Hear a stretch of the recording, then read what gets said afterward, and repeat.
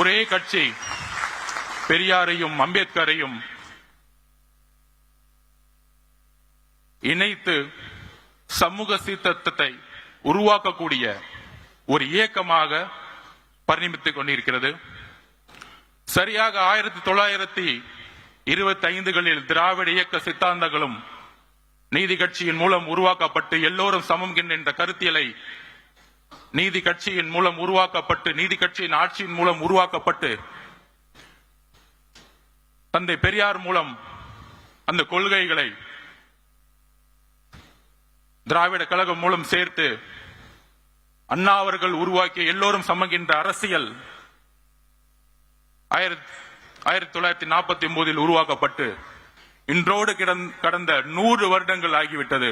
ஆனால் பெரியார் அவர்கள் கண்ட கனவு, அண்ணா அவர்கள் கண்ட கனவு, புரட்சியாளர் அம்பேத்கர் கண்ட கனவு எதுவும் நிறைவேற்றப்படவில்லை.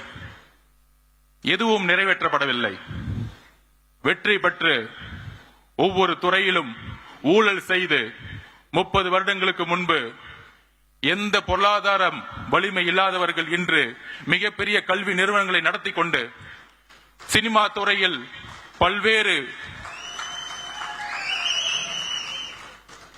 தொழில்களை நடத்தி கொண்டு இருக்கின்ற ஒரு அரசாங்கமாக அரசை நோக்கிய ஒரு அரசியல் இன்று இருந்து கொண்டிருக்கிறது. அதற்கு ஒரே மாற்று தமிழக வெற்றி கழகம். அதற்கு ஒரே சிந்தனை உள்ள தலைவர் நம்மளுடைய தலைவர் விஜய் அவர்கள்.